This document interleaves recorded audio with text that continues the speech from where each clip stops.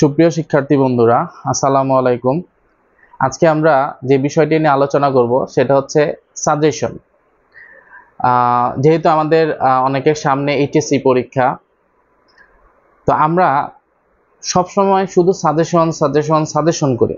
আসলে সাজেশন জিনিসটা কতটা ইফেক্টিভ,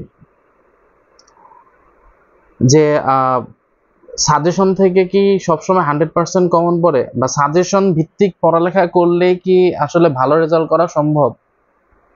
আমি বলবো না। আমাদের সমাজে দুই ক্যাটাগরি স্টুডেন্ট রয়েছে। ফার্স্ট অফ অল, এক ক্যাটাগরি স্টুডেন্ট যারা সারা দিন শুধু সাজেশনের পেছনে ছুটে, ওই ভাইয়ের কাছে, ওই স্যারের কাছে, ওই কোচিং এই দিকে ওই দিকে ঘুরে শুধু সাজেশনের জন্য, যে ওনার সাজেশন থেকে 100% কমন পড়ে।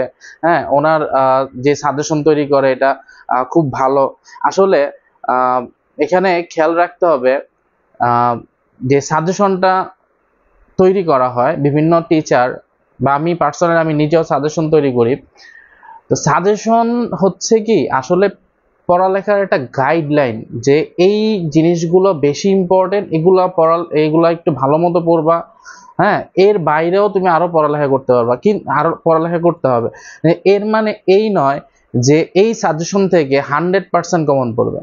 যেই স্যার বলবে যে আমার সাজেশন থেকে 100% কমন, 100% কমন পড়বেই পড়বে, তাহলে এখানে তোমার বুঝতে হবে হয় ওই স্যারের যে প্রশ্ন করে তার সাথে কোনো লিঙ্ক আপ আছে, আর না হয়তো বোর্ডের কারোর সাথে যারা প্রশ্ন ফাঁস করে তাদের সাথে কোনো লিঙ্ক আপ আছে।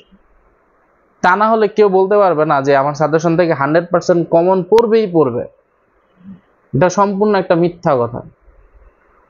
তো এখন ওই যে রংচটা কিছু সাজেশন দেখেই আমরা শুধু ওইগুলাই পড়বো, বাকি কিছু পড়বো না, তা না। ওই যে আমি বলছিলাম যে এক ক্যাটাগরি স্টুডেন্ট যারা শুধু সাজেশনের পেছনে ছুটে, তাদের কথা। তারা হচ্ছে পরীক্ষাতে শুধু পাস করতে চায়, পরীক্ষাতে পাস করলে এনাফ, এর জন্য আর বেশি কিছু তাদের জন্য আর বেশি কিছু দরকার হয় না। আর কিছু স্টুডেন্ট আছে যারা পড়ালেখা করে মূলত নিজে কিছু শেখার জন্য, অন্যকে কিছু শেখানোর জন্য। তারা কখনোই এই ধরনের রংচটা সাজেশনের পেছনে ছুটে না। হ্যাঁ, তারা সাজেশন কালেক্ট করে, ওইখানে দেখে যে কোন জিনিসগুলা ইম্পর্টেন্ট বেশি, তারা ওইগুলো পড়ে। আদার অন্য যেই টপিকগুলো আছে সেগুলোও পড়ে, শুধু সাজেশন ভিত্তিক পড়ালেখাই না।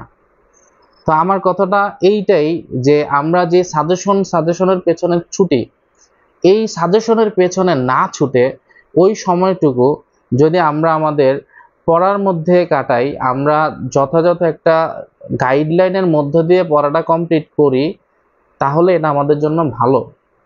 শুধু সাজেশনের পেছনে ছুটলেই ভালো রেজাল্ট করা সম্ভব না।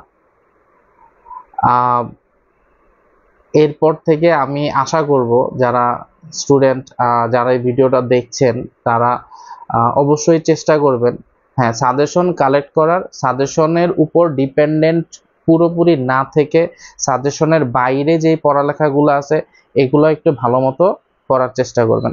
আরেকটা কথা, যেমন এইচএসসির ইংরেজির কথাটা একটু বলতেই হয়, যে আগে আমরা যেমন একটা টপিক মুখস্থ করে লিখে ফেলছি, তাই এটা আপনারা সবাই জানেন যে এইচএসসিতে কমন শব্দটা যে কমন পড়বে, একটা প্যারাগ্রাফ, একটা কম্পোজিশন, এগুলা কমন পড়বে, এই চিন্তা ভাবনা করে যদি আমরা পরীক্ষার হলে যাই, তাহলে এটা হবে আমাদের সবচেয়ে বড় বোকামি। আমাদের ফ্রি হ্যান্ড রাইটিং, আমাদের যেই ফ্রি নলেজ, এগুলো আমাদের গেদার করতে হবে, এগুলো আমাদের ভালো মতো একত্রিত করে একটা কমপ্লিট একটা প্রিপারেশন নিয়ে তারপর আমাদের পরীক্ষার হলে যাওয়া উচিত। আগে ওই এসএসসির মতো 10টা 15টা কম্পোজিশন বা প্যারাগ্রাফ পড়বো, তারপর ওইখান থেকে পরীক্ষাতে কমন পড়বে, এই ধরনের চিন্তা ভাবনা করে কখনোই পরীক্ষার হলে যাবেন না। এটা আমার মানে কাইন্ডলি সবার জন্য একটা রিকোয়েস্ট থাকবে, এই জিনিসটা কখনোই করবেন না। সব টপিকগুলো সম্পর্কে জানার চেষ্টা করুন, একটু বাংলায় ট্রান্সলেট করুন, যে জিনিসটা দিয়ে কি বুঝাচ্ছে, গদ বাঁধা মুখস্থ না করে এটা দিয়ে কি বুঝাচ্ছে এই জিনিসগুলো একটু বোঝার চেষ্টা করুন। নিজে নিজে লিখার চেষ্টা করুন। এর ফলে হবে কি, পরীক্ষাতে যে কোনো টপিক আসুক না কেন আপনি খুব ভালো মতো ইনশাআল্লাহ লিখতে পারবেন, এটা আপনার কোনো সমস্যা হবে না। বা পরীক্ষার হলে যে প্রশ্ন নিয়ে তারপরে আপনার কান্নাকাটি করতে হবে না যে হ্যাঁ এটা আমি পড়ি নাই, এটা আমার কমন পড়ে নাই, আমি কিভাবে লিখবো। ভালো মতোই পরীক্ষাতে অ্যান্সার করে আসতে পারবেন ইনশাল্লাহ, আমার বিশ্বাস। তো এই জন্য সবাইকে বলবো যে শুধু সাজেশনের পেছনে ছুটবেন না, আর শুধু মুখস্থ বিদ্যার পেছনে ছুটবেন না, নিজের জন্য কিছু করার চেষ্টা করুন, নিজে নিজে লেখার চেষ্টা করুন, সব বিভিন্ন তথ্য গ্যাদার করার চেষ্টা করুন, বিভিন্ন তথ্য জানার চেষ্টা করুন, শুধু একটা সাজেশনের পেছনেই বসে থাকবেন না।